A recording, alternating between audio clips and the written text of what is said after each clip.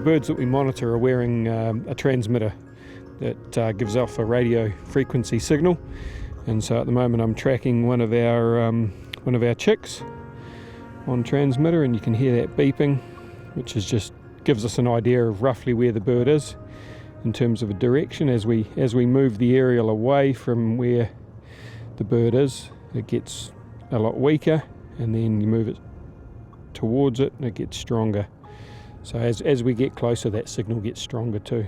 But if we're looking at, say, line of sight, I would say we're probably 60 metres or so, 50, 60 metres down this face here, not far away. So around about a month old.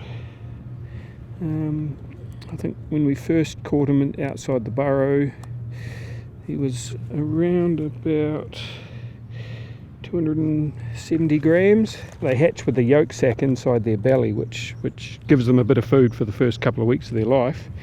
But it also means as they absorb that, they lose a bit of weight. So they're born, 300, 320 grams, and then they'll lose weight as they absorb that yolk sac after the first week, and then when they leave the nest and start feeding, they'll start putting weight on. So yeah, this is for his safety more than anything. So he's nice and secure. 360.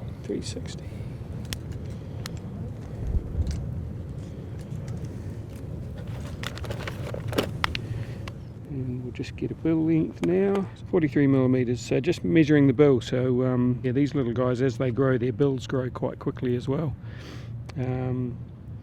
And it can be hard to tell as a chick. Well, you don't know if it's a male or a female, but as they get older, the females grow a longer bill, and so it can give you a bit of an indication at some point that whether you've got a male or a female without doing sort of feathers and genetics.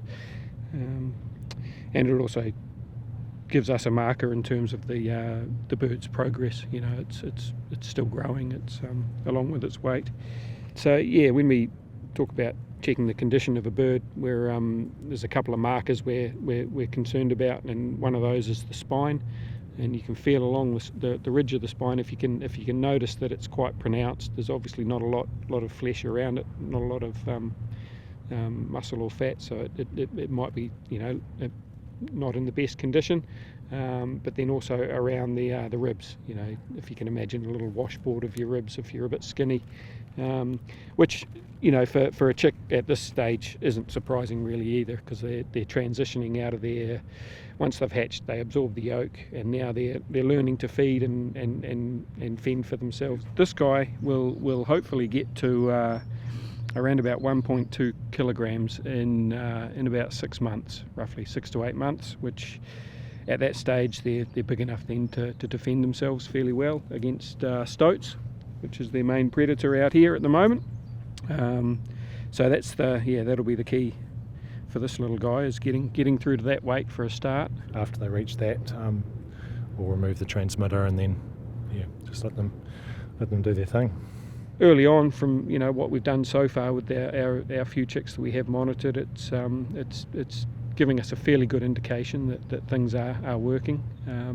Still early days. We're going to monitor a few more of these little guys to be sure, but looking good. Our permits for 250 birds, so far we've released 139, so we'll release more next year, and then the following year we'll clean up whatever's left of our permit, and then that'll be enough to establish population.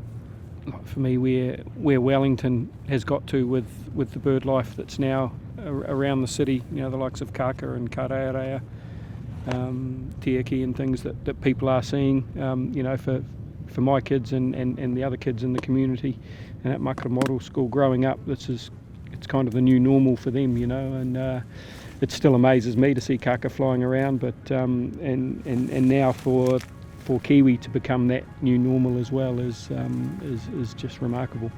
I'm going to give them to you, Pete, before. That's right. So I'm just going to take them over here and just find a little quiet spot under a bush for him to do his thing. Exit out somewhere, I guess.